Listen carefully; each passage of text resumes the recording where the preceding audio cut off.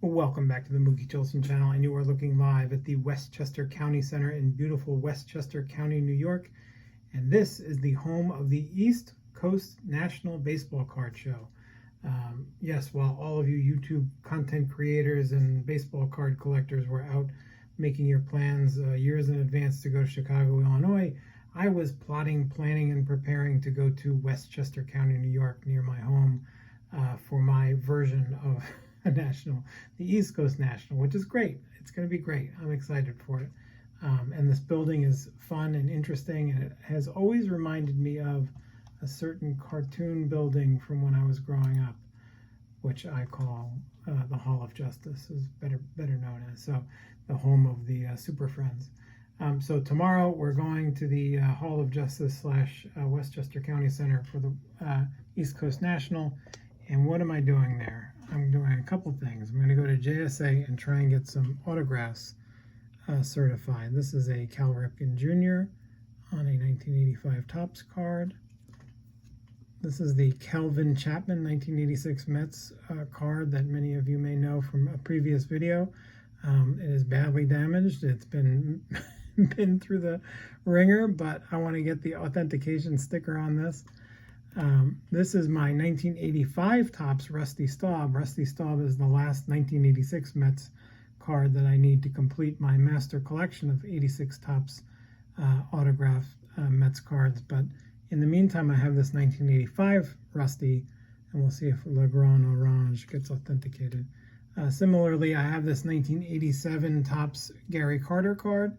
I picked this one up for not that much money a few months ago, and I want to get this authenticated because Gary is not signing anymore. Unfortunately, he's not with us, and it would be nice to get that authenticated. And finally, this one, I picked this up in a lot of New York Mets 1986 Topps cards. This is a Turn Back the Clock Tom Seaver 1976. So in 1986, this card was issued. 10 years previously, this was the Tom Seaver card, and of course I got this autograph as part of my master collection, and I want to get the JSA sticker on that and get it authenticated. So that's one thing. And then I want to get some cards graded, and these are the, I'll put that up there. These are the cards I want to get graded. This is my 1973 Topps Willie Mays. It's not in like incredible condition, but it's well centered, and I really love it. And I'll probably get like a 5 or a 6, maybe a 4, I don't know, tough to say, but we'll get that to SGC at the show tomorrow. This is my 1968 Topps Tom Seaver, and it looks like an ordinary 1968 card, but this is the Milton Bradley version that was issued with game sets, Milton Bradley games back in 1968. So this is way off center and not in great condition, but it's a much more rare card than the traditional Topps card. So we'll get that graded, just authenticated.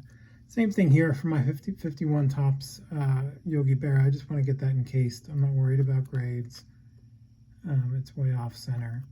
I think it has a crease. I'll probably get a 2 or a 3 on that, which I'm not worried about. Same thing for Monty Irvin 1952 Topps. I think there's a crease in there somewhere, and it's not the best centered card in the world, but this is just an iconically beautiful card for one of those great giants of the 50s, former Negro Leagues player Monty Irvin.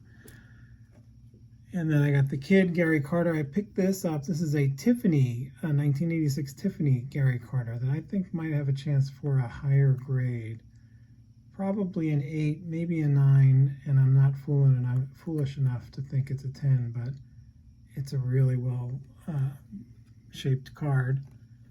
And then here's my 1984 Topps Rickey Henderson, and this, as you'll know from the back, is also a Tiffany card. So this has got a different sort of brighter look on the back. It's got a higher gloss on the front, and I hope that has a shot at getting like maybe an 8, but I know that's tough.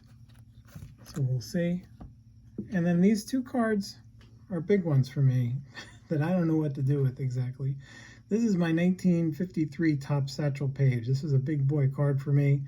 I got it as an ISA graded card, a poor 1. I think they undergraded it. I think I could probably get a 2 or maybe 2.5, something like that, if I cracked it out and send it to SGC. So I'm contemplating doing that. And I wonder I'd love some feedback and opinions if anybody has any, from what you can tell. I mean, it's got some damage on the back, on the corners particularly. You see some chipping and stuff, but it measures properly. I measured it. It's definitely not trimmed. So I would love to see if I can cross this over to SGC and see what it gets. So ISA gave it a 1. Let's see what SGC gives it. And then this is the last one. This is my 1947 to 66 exhibits card of Willie Mays. Now, there's a million different versions of these types of things, and maybe Stukes can tell me which one I have here. But this is super clean, super sharp on the edges and the corners.